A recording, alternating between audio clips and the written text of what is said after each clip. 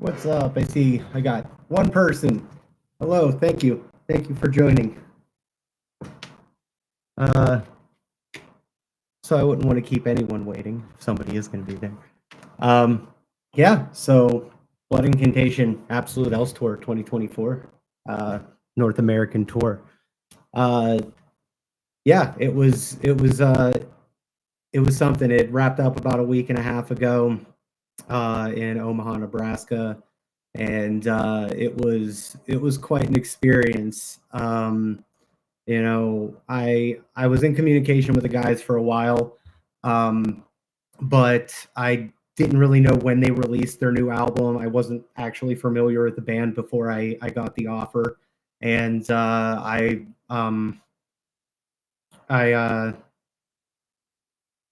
got it, talked to them. Things seemed to be going fine, and it was maybe 3 weeks to a month before the tour. I had to ship out to be on the tour with other things on the calendar that I got it together and made it happen. So yeah, starting it off and getting there, loaded up everything into the van, drove to Denver, met the guys, went into rehearsals. But leading into it was rocky. As some of you know, my hedgehog Shadow had passed away just a day before I got back from tour, but I actually had to rush him to the vet the day that I left. That pushed that back about half a day. For me leaving, and we had to take care of him. And then day in rehearsals, my friend Charlie Nara, in a really crazy incident, passed away back home. And the fact that he had called me the night before and spoke to me, hit me pretty hard too. And so I had to just kind of put on my game face and show up every day and make it happen. Um, you know, it, I surprised myself because there were a lot of things that I think normally would bother me and maybe get under my skin or perhaps even ruin my day. And I was pretty level headed through all of it, even up until, breaking my laptop or one gig that I'll talk about a little later that, it was changeover that we got everything working and ready for show. So that was a rough one. Um, yeah, so I toured with all of my own gear. I have a bunch of sheds, um, moving washes, some LED spots, LED bars. So I made use of those, with some pixel effects in the background and uplighting each member of the band rather than using front wash. Um, as far as console went, I have an MA2 on PC setup that utilizes Show Cockpit to communicate between that and a setup of Behringer X touches. I have a compact, or I have the extender, I have the full size, and then I have a mini, and I use the mini for my X keys with MA2. I have an MA3 on PC node that I use to unlock parameters, and I just got a MA1 NSP, and now I can go up to 8 universes worth of parameters in MA for all of you nerdy tech people out there that might care. Um, yeah, so it was a combination of SACN and MANet that I was running, which leads me to, I guess, to just talk about it.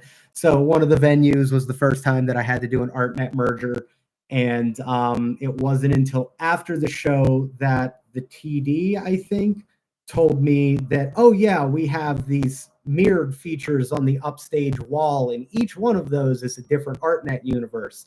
When I went to tie in, unfortunately, the house tech didn't know how people usually integrated into it if they did an offset of universes or IP addresses to not interfere. So I was stomping on other universes when both things were plugged in and had to separate them and make it work. On top of that, two cables got mulched right at changeover when I didn't have the time to worry about all three things at once, just getting the show off the ground. So that was the hardest day.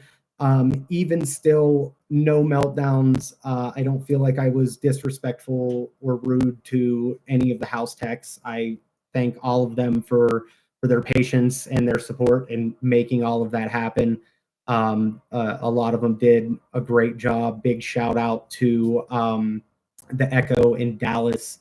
They had an amazing house crew, a really cool. If you want to throw me any questions as we go along, my lone soldier out there, let me know. I'll just kind of keep going through and sort of talking about things. I'm sorry, this is kind of clunky, and I'm trying to not give too much dead air, but I've never done this before, so I don't know what the hell to talk about other than these points I have on a screen. So, um, but yeah, if you're just tuning in now, go back, watch a few clips, throw any questions at me, whatever you got. Um, so, tour life and being on the road and in a bandwagon. So we were 9 deep plus a driver. That's all beds full in a bandwagon RV. Small. I can't even call it a kitchenette because they really just had a microwave and a, um and a refrigerator. Sorry. Uh, and a sort of like kind of office area, two couches, social hours and like, post show movie nights and stuff were could get kind of crammed. But for what it was worth, the bunks were comfy. I felt like there was plenty of space to stuff things and live pretty comfortably. I spent 10 months a couple years ago, living out of the back of a Subaru Forester that I had converted into a small camper. And so having a routine in a small area and everything, a few days into tour, it kind of dawned on me like, holy shit, I was training for this. This is what I was doing back then. So I thought that was kind of funny. But yeah, it was difficult being a sort of uh, um, introverted person. Sorry, being an introverted person and being put in a situation where I had to be, I don't know, 60% on at all times, like socially, was a little hard on top of dealing with, kind of realizing and knowing the ultimate demise of my pet, what just happened with Charlie, which that situation is something I still have not sat down in a dark room and totally unboxed. And I have some loose ends personally to tie up with as well. But yeah, so yeah, that was really difficult. Getting a read on who the guys were and what they were like. I mean, I'm a tech. I didn't know the level I was walking into. It was 4 days into the tour, so I'm texting Charlie like, "You motherfucker, this wasn't like this is bigger than I thought it was." And I mean, I had it under control and all, but it was like, it was like, oh shit, like these guys are like already established, very established, very very well known in their genre, and are blowing up even bigger. And I'm like, whoa, wait a minute, okay, all right, so this is a bit more serious. Um, so sorry, I feel like I lost my point there.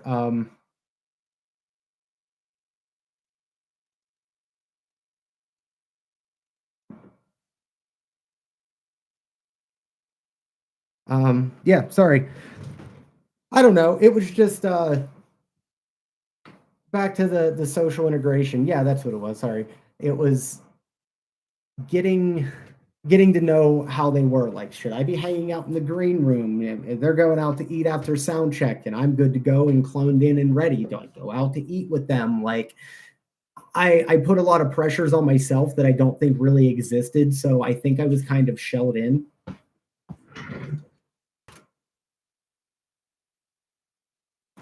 I think I was kind of shelled in for the first week and a half, on top again of all the kind of grief that I was going through. But they all ended up being really good people, a really solid crew, lots of love for them. It was cool. We sold out most of the shows during the tour. Played some, excuse me, really big venues, some legendary ones. Metro in Chicago was a really big one. That was a really cool spot. Um, Baltimore Soundstage was a really good one. That was an amazing crowd. Everybody knows a band that's played there. It was cool. Um, so yeah, um, I don't know.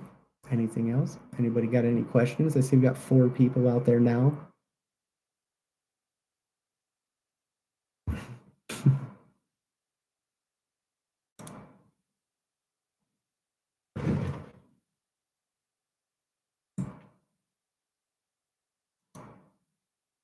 Thanks, Damien.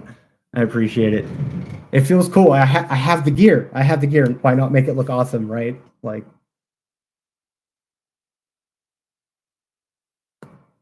my girlfriend's going to work.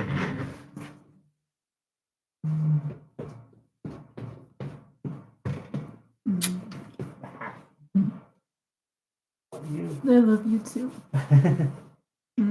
Say hello. Hello. I gotta situate myself. Get on Twitch, you say? Do I really have that many interesting things to talk about though? Like, can I really feel like that much air with my voice and people want to hear it? I am proud of it though. Thank you. I think it looks really good.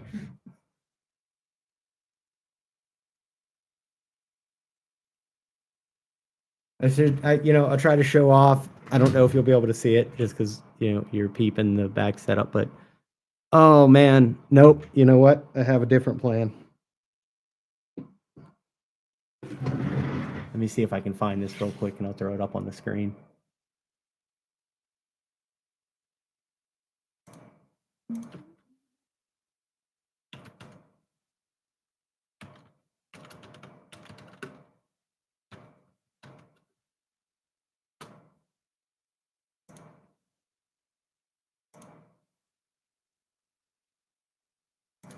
There it is.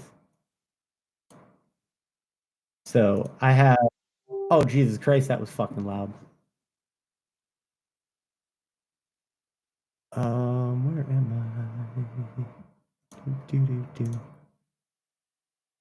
So I've got this hanging on the wall back there. It was quite small for me, so I stretched it around some foam board. But so go back to that. That's Beerus and Mewtwo fighting in space. It's a Rings of Saturn shirt that I adore. Oh, good to see you too, Bill. What's up? Who we got? We got Matthew. Fuck yeah! Thank you, Matthew.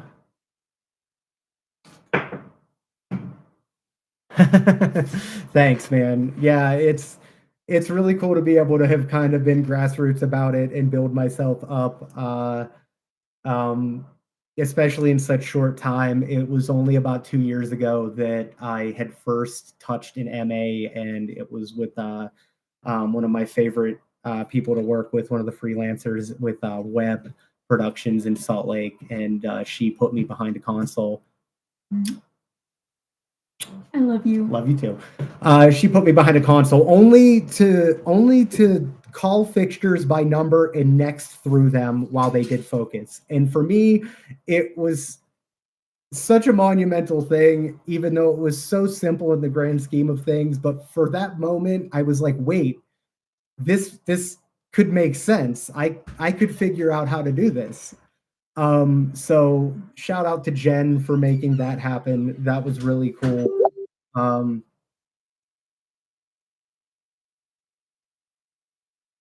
yeah, Llama, absolutely. And I'm working towards setting up a rental inventory list and pricing that I'll launch sometime early next year.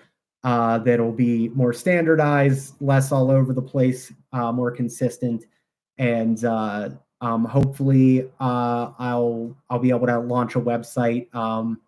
Maybe not early next year, but maybe middle of next year, where you can actually make selections and things like that. So yeah, absolutely. If you know anybody that needs anything designed, if they need even just consultation, what to buy, where to get it, what what they need to use, what's the bare minimum, what's the best. I don't know everything, but I'll let them know what I can, and leave them to that. So definitely.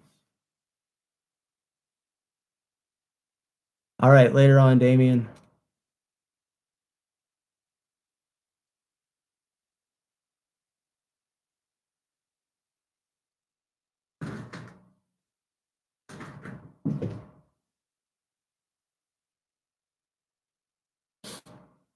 Yeah, Llama. I'll definitely do something like that. I'm hoping to hit it really hard in marketing this year.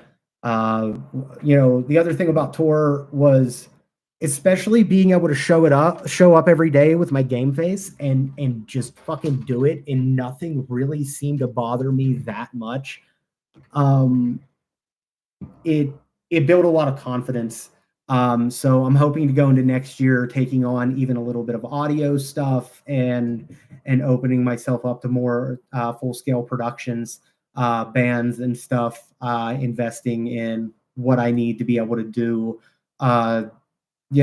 sound for bands or small corporate events. GS, maybe two breakouts, uh, or with a band, a 5-piece band for 300 people or so is what I'm hoping to build up to. So, yeah, I'm always looking forward for something else. Um, yeah, and again with just the experience. Thank you.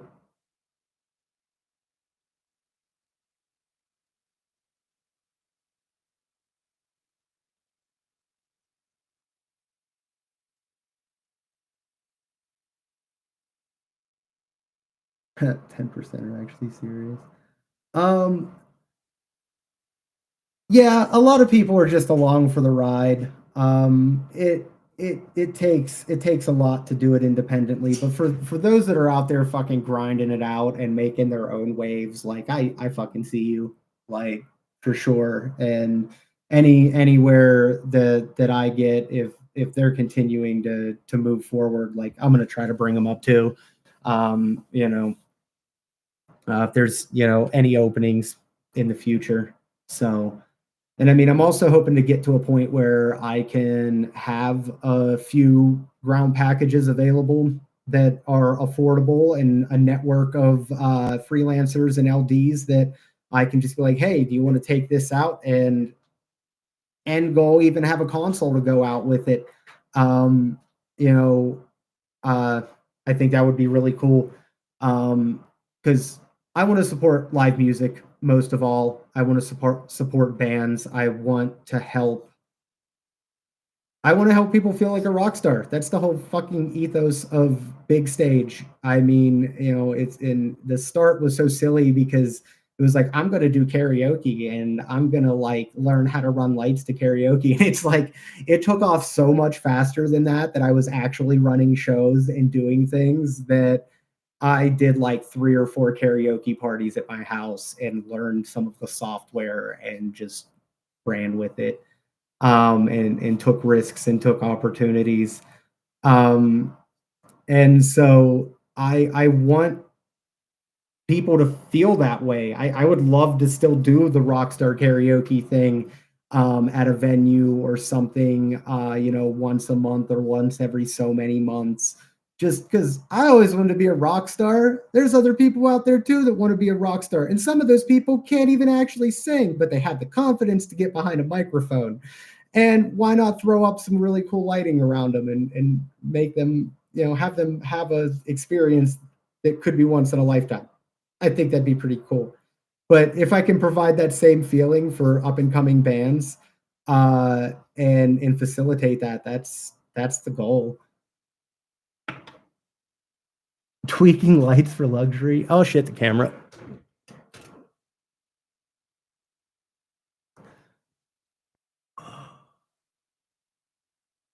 I'll be a roadie. Okay, Dave, you can be a roadie.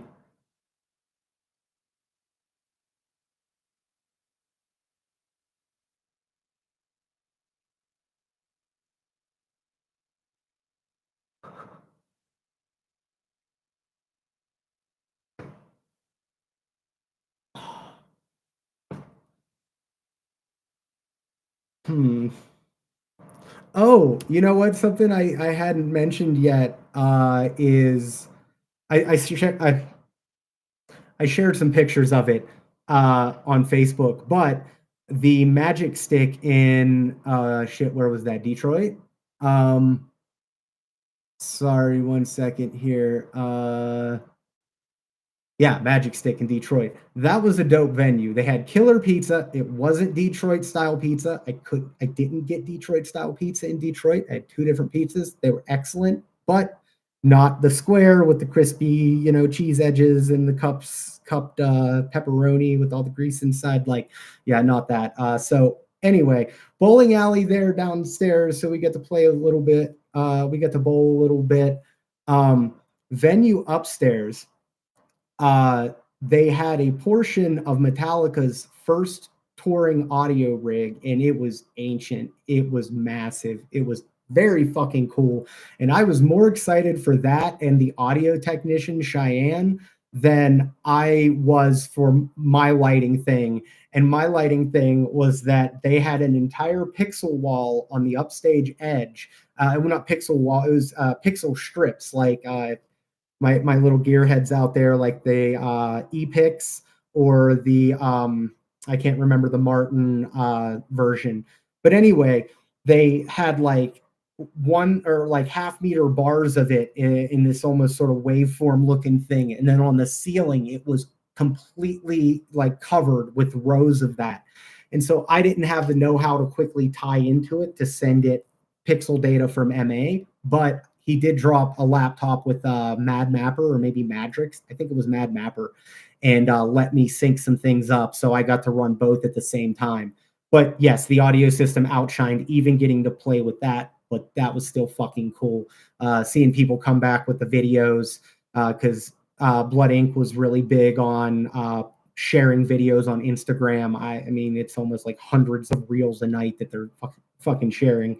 And people were like panning up over it and seeing all the graphics and stuff. And I was able to do a pretty good job at getting something that looked consistent enough with what I had going on in the Pixel thing, especially during their, I believe it's their second song where everything really drops out and it gets real spacey. I believe it's the Tangerine Dream segment of the Stargate.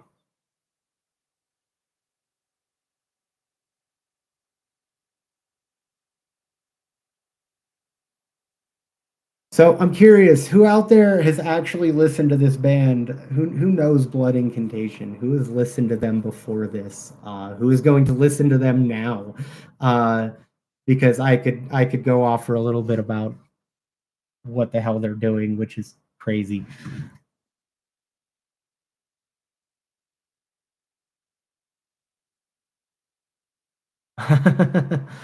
uh, like I didn't know what I was getting into. I listened to some of, couldn't even tell you what song I heard.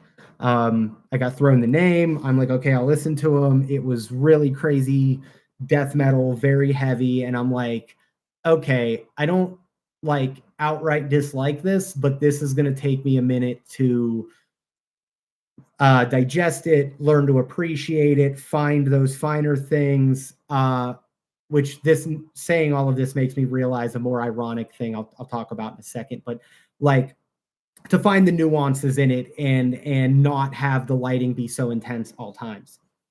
Um, but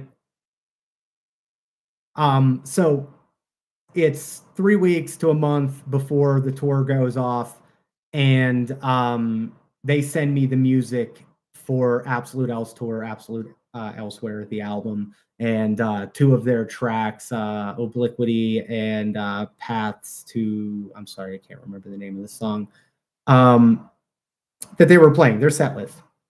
And I was blown away because they go from the craziest, heaviest shit and somehow just have a break, and it goes into this ambient, synthy, spacey, sometimes incredibly intentionally Pink Floydy stuff, and but it's so tasteful. It's there's not a single thing about it that's out of place. It's miraculous that they were able to merge these two things together and do it in a way that is being well received, because I'm learning that like the extreme end of the metal spectrum is just elitist as fuck.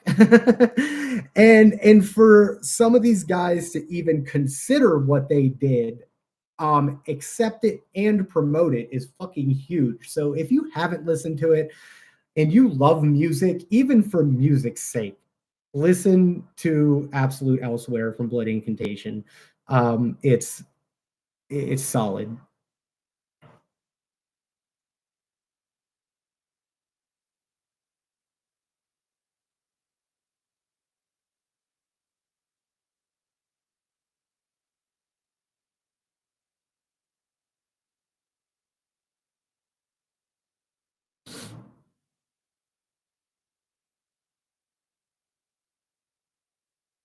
Yeah, it was a little daunting. I like heard what they were doing, and I'm like, oh shit. Like this is there's so it's so complex. Like how the fuck am I gonna pull this off in the time that I have on top of everything else that was going on? And um this is kind of the ironic thing, talking about how I didn't want it being so extreme all the time. I We'll talk about some design elements and things that happen. You know, every night was kind of a refinement. Oh, do this, don't do that. Oh, I need to pay attention to my focus, or if pars are getting moved during changeover, making sure gear is safe. I got a cable mulch that if I would have just tucked it under the stage deck, it would have been fine. Like, you know, refinement in that sense. But um, yeah, like I I wrote it. It was very, very flash and trash. It worked for what I was doing, but there were some parts that even I was like, this is I don't have anything. What do I do here? So with that in mind, I'm looking forward to taking the time between now in Europe and really cleaning everything up, making sure there's no funky data anywhere in the show file, and then and having something that's very clean with the changes where I want. Because now I have the baseline. So now that I have what I have, I can listen to the songs and just play it, you know, and then stop and go, wait a minute, okay, I need a cue here. I need a cue here. I need a cue here that triggers this other thing that does this sequence of changes or something. So yeah, it's cool. I'm really about things like that, that you can find, that you can be driven and passionate about, that you can use to further refine yourself. And through refining yourself, you're capable of refining the world around you. Yeah, okay. Uh what else do we got?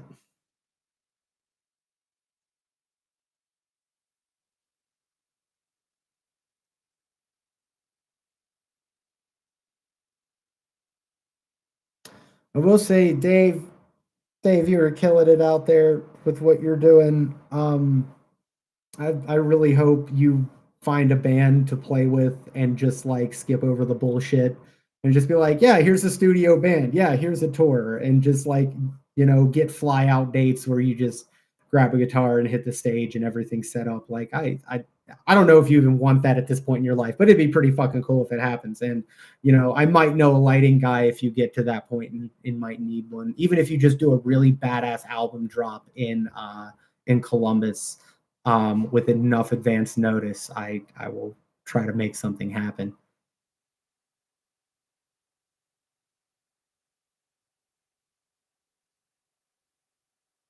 All right, Bill, you take care. Thanks for logging on.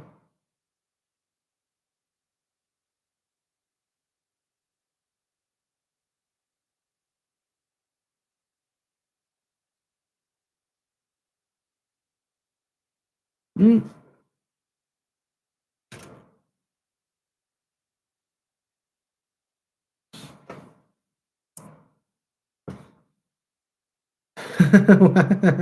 Why do you keep saying that? I mean, I know why you keep saying that, Dave, but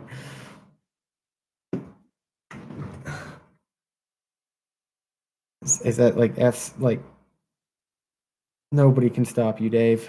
I gave up trying years ago.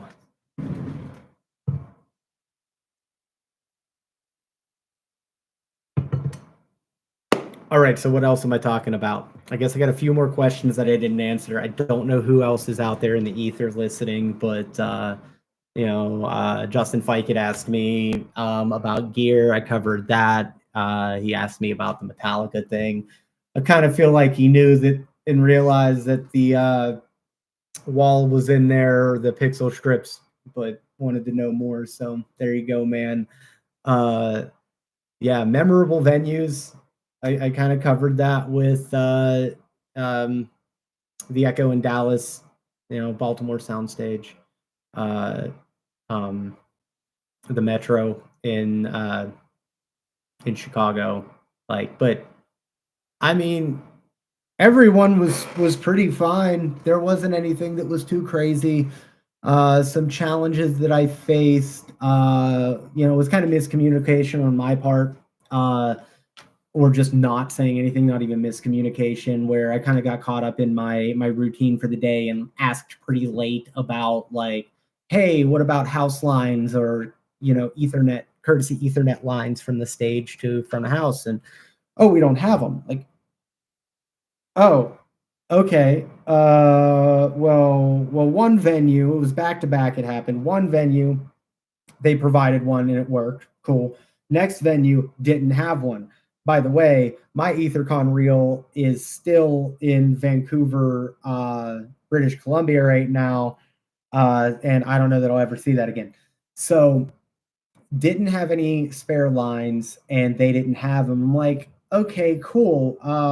How many universes do you have back to the stage? And they were like, we have 4. I'm like, okay, I think I can make that work. So I was able to condense some things, move some things around, make it happen. So that was kind of challenging. And the biggest annoyance of that was just like running back and forth between the stage, needing to change fixture addresses and repatch things and rewire things at the data rack. And, so that took a lot more time and it was a lot more stressful than it needed to be. But, nothing too bad. I mean, for 22 dates and no major, hiccups, no showstoppers, nothing crazy, no dropouts in power. The one venue was pretty rough because of the DMX cables that get stomped. And I'll admit, in my apologies, like the last couple of shows, like I with Shadow and everything, I was not on top of it. And so, and that's just another learning point of like, okay, well, regardless of what happens in life and stuff, the show must go on and I need to put forth the best effort and to catch myself in those moments before it's something that becomes out of hand, Do I have anything lined up in the near future? I got a couple. Well, I got a corporate gig coming up in February. That's kind of a big deal. Last year when I did it, it was like the highest grossing show that I had done to that date, and I actually had to hire some of my own people to help out and stuff. So that was kind of big. We'll be doing it again. I'm going to be meeting later this week to get out details for that. Nothing. Well. Can't say nothing. Well, yeah, I've got Europe. I've got Europe coming up in April to May. I'm really excited. In July, I'll be doing Fire in the Mountain in Montana with Wardruna, a Celtic folk band or Nordic folk band, and they'll Blood Incantation will be playing with Spectral Voice. Their other band, as well as Chelsea Wolf, members of Wardruna. They'll all be on stage together into wee hours of the night, jamming to their heart's content. So that's going to be pretty sick, especially because, like, I fell in love with Vikings a couple years ago, and so that's kind of how I got turned on to that band because they cameoed in it and they did some of the scores and stuff for it. And so saw them at Red Rocks when my dad came. I had picked my dad up in Denver. We had went to that concert in Red Rocks and then did this big excursion all through the desert and stuff. But anyhow, the band's from Denver. Blood Incantation is from Denver, and they were there at that show. I could have very well just met them. And when a month before that, they were, another near miss where they were in Salt Lake, but I was leaving to go to the Slipknot concert. Another, talking about coincidences, the other thing that was crazy, and I'll get back to future stuff. It's really not that exciting, but past this point. But change that, people. Change that for me, please. I want to do more exciting things. I was on the bus. We were arranging the gear and everything, and the guys kept talking about how, oh shit, the cabs we got, they're the ones that Mayhem used on that tour, blah, blah, blah, blah. And then we're like rolling down the road or whatever. And then they said Mayhem, and they were like, yeah, the Cannibal tour. I'm like, wait a minute, you guys on the Cannibal tour, like the one with this and this? And they were like, yeah. I was like, that was my first day working at the depot. And like almost a year later to the day, I was about to embark on a North American tour with this band that was, the starting mark of a also very pivotal point. Shout out to Matt. Shout out to Matt for setting me up at the depot. Matt Milliner. Sorry, Milliner. I slipped your last name for a second. It's because you've been in my phone as Matt Webb Light Guy since I first met you like 2.5, 3 years ago. So yeah, past that, dance competition in Florida, seeing where they'll need my support on that, and just trying to, I said a little bit earlier, trying to hit it hard with marketing and really put myself out there, take bigger risks, and handle them, learn and grow. And yeah, I want to take this more serious because I've always been really really methodical, very tactful in the moves that I've made and the risks that I've taken. And I probably could have put myself out there for some bigger gigs sooner than I was able. But honestly, it's working so well how I'm doing it that I'm not going to disrupt it. And I will take my calculated risks and take opportunities that I think that I can handle, or that I can build a team that I believe can handle collectively. Yeah, so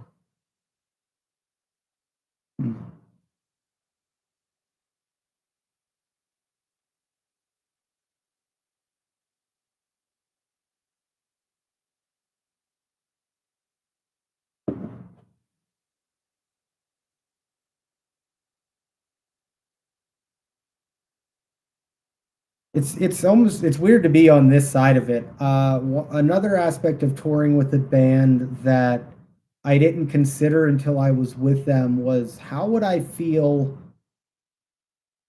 How would it feel being next to a person, a group of people that are realizing a dream that you once had? But one of the greatest things, and I'm throwing this out there to also answer a question. One of the greatest feelings about it all is being able to live vicariously through other people. Being an introverted person, being overthinking and in my head, sometimes depressive, all of the mental, illness, macaroni salad or whatever. It's difficult for me to go out into a social setting and engage with people and introduce myself and talk about things, because I hyperfixate on things, and lighting now is the only thing in my life that I've hyperfixated on for this amount of time, and it still has not gotten boring. And every time I hyperfixate on something, I end up I I end up wrapping my personality around it. So yeah, total like neurodivergent, you know. Atypical neurodivergent, is that an oxymoron? I don't know these days. I don't know what anybody's saying. Um, so I yeah, it when I can go to when I can work a gig, sorry, let me pull myself together. Running lights, I am able to play a role in something larger than myself where I can take all of this time and energy and all of that I put into this driven passion, and for a moment, for one person in that crowd, but multiplied by everybody in that crowd, I can create a unique experience, and all of this stuff goes into this one fleeting moment that is only there for that instance until that light changes. I mean, you know, it could whatever. It's I'm going to keep it deep there and not ruin it, okay? But that means something to me. The other thing that means even more than that is you know, for those that grew up with me, I've been around this my entire life. My dad's played drums since he was 8 years old. He's been in numerous bands throughout my life. I've had known how to over under a cable. I would say probably since I was 6 or 8 years old.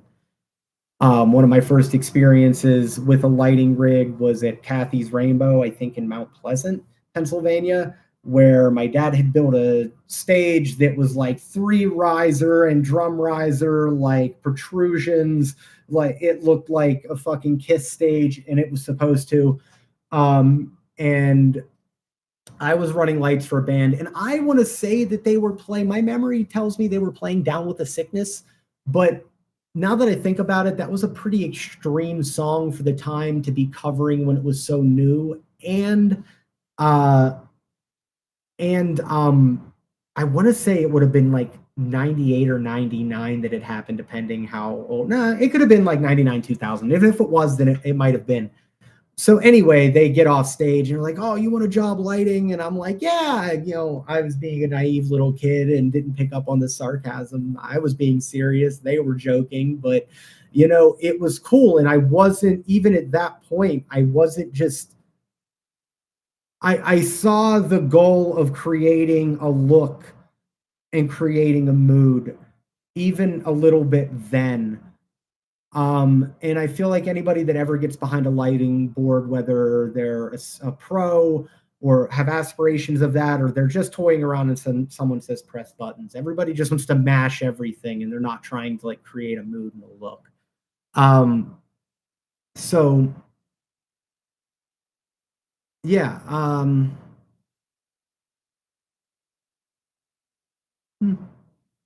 lose my train of thought a lot. I just ramble and then trail off.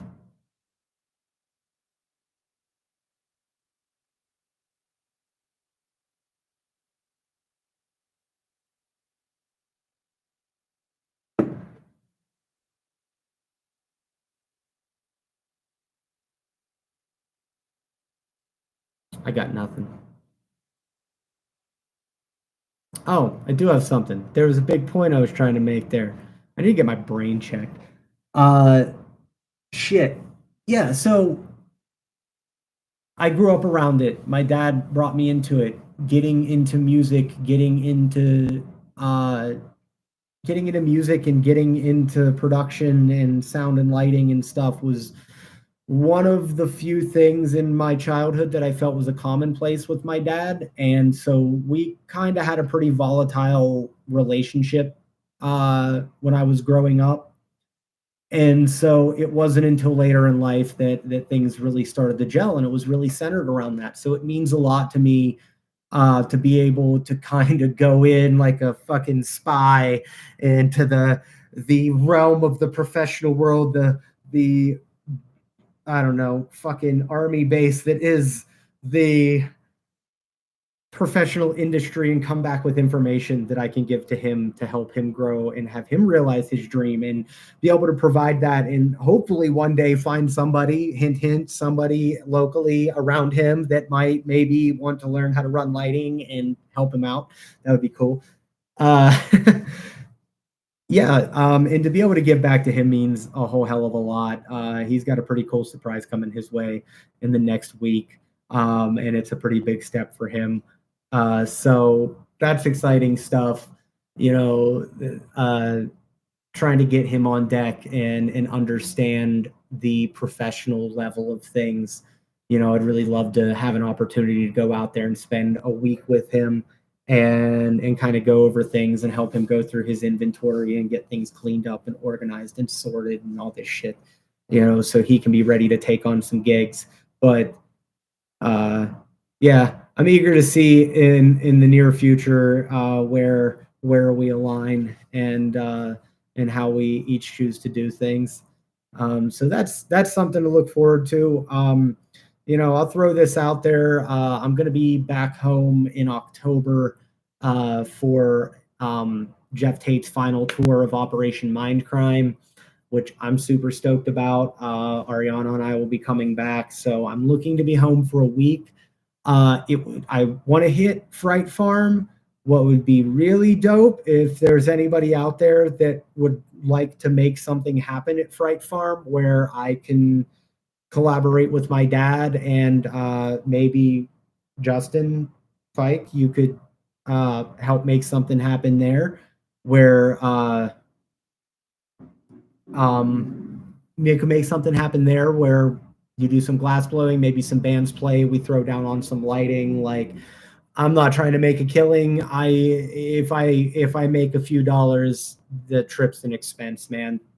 So anybody that might be out there that would like to make something like that happen, fucking let's go. Like let's you know, pyro, cryo, fucking, you know, bubbles, haze, fog, whatever. Like let's do something badass and bring something really big to fucking Fayette County, because that's always been the goal. I mean, anybody I've talked to when I was a kid would know, like in the days of Club 62 and the punk rock days and RIP Charlie, fucking like all I wanted to do was get the fuck out of there and do something and then bring that something back to there. So, you know, in those days it was, I'm going to be a rock star. I never thought that I was going to be a fucking lighting guy and that be my calling. Like that's another thing, the calling. Like I can't, especially on tour, because I think there was a lot of like overwhelming, like euphoric moments for me that were more intense than I may have realized in the moment. But it's I'll preface it by saying I want everybody to feel this way. I want each and every one of you to go out and find that thing, even if it's something you weren't sure that was going to work out, you didn't think you'd like, whatever. Try everything and anything, and find that thing that just works for you. That if that feels like the harder that you work at it, the more that the universe is willing to provide you with blessings through it. Something that you're able to utilize as a tool for self-improvement. Like I said, like find that thing and fucking go after it. Damn it. Because that's what I feel like I'm doing here, where the harder I push, the more I go, the more I break down my own barriers, the more that I'm given. And if I remain humble and I remain grateful and I remain respectful, that these things will continue to pour out, and the ceiling is limitless. So yeah, that's a huge thing too. Yeah, just fuck you, chase your dreams. I don't know.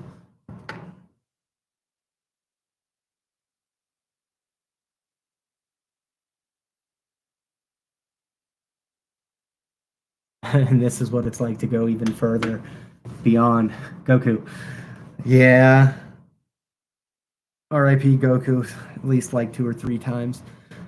Uh Yeah. Thanks, Dave. I mean, if there's support, I wouldn't mind doing some of the podcast stuff and getting more into this video production and editing and things. Drum covers is something that I want to do. I want to time code some lighting and play with some video production and do some drum covers. So, Dave, I'll be throwing audio your way for that if it comes when it comes together. I won't say if. So yeah. Um, hmm.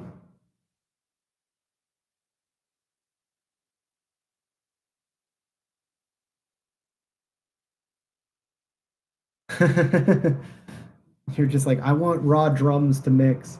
It's only like 4 microphones, maybe 5.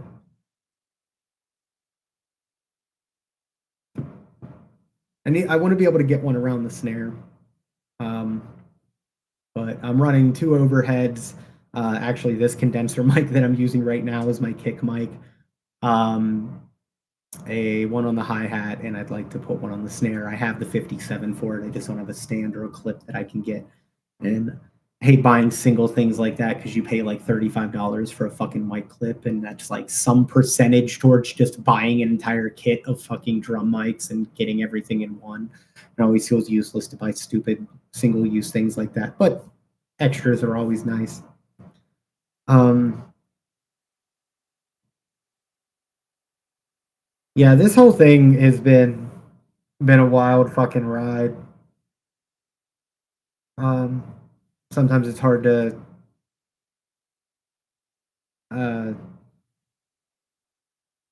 wrap my head around it.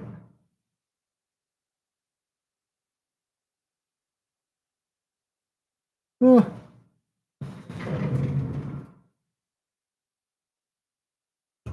oh Jesus.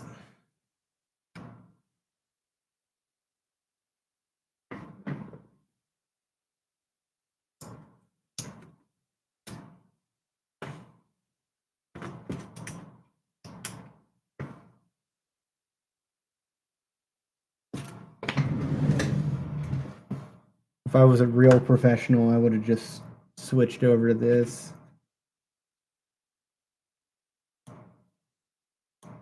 Maybe even. Nope, it's not working. Okay, whatever. Yeah, I'm no video engineer.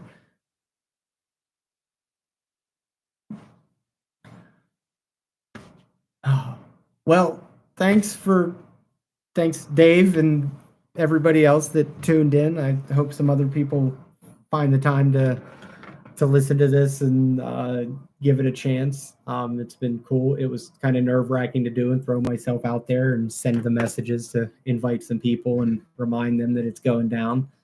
So I felt like that was a big step. Um, so I don't know. Where do I go from here? I don't have like music and like, shit. Like I don't have filler. So if I run out of things to say because my brain short circuits, like just dead air, just awkward ass dead fucking air. Like right now. What the hell is that?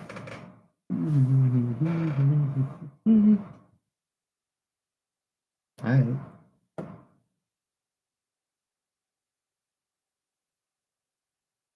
Give you an epic closing. I don't know. I don't have an epic closing. I could throw out thank yous and shit. There are so many people like there are so many odd coincidences and like near misses in my life with how it's came to be and things that have pushed me in this direction to make this moment happen. Fuck. I mean, I could go way back. Of course, my dad, fucking Wade Friend, Tom Trainer, Mike DeFigio, fucking just the whole gang growing up. R.I.P. KT, like, but more recently, massive shout out. I hope you never get tired of this, Charlie. But to Charlie Strength, with Obituary, I had got introduced to him by Jessica Sanders, which is it? Saunders. But I got introduced to him because he was in the Salt Lake Valley, and I was desperately asking for some guidance in this area on some Facebook groups. And turns out Charlie is actually in-laws with the guy. Also, shout out fucking Brady McDonald for all of your help and support. He's actually in-laws with Brady, and Brady was the first person I called when I hit a wall and wanted to start my business, and was like, I've got to call somebody. I don't know what to do. Talked to me for the first 45 minutes, gave me my first gig in the area, and from there I started branching out. So huge shout out to that. Crazy coincidence that Brady was waiting for the time to introduce me to Charlie, and it didn't happen. And I got to him through a totally different thing. Huge shout out to Jess, though, for helping me out with her networking genius, getting me tied into that rig that I had the issues with. That was awesome. I was there with you. I'm telling you, Jess, I understand it. I'm getting there. It's always silly shit. So thank you so much for that.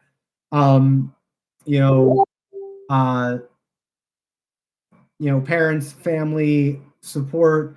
It means so much to me because all I've ever wanted in life was a fucking place I felt like I can belong, and that I had a voice and I could positively impact those around me and not be a problem in the situation.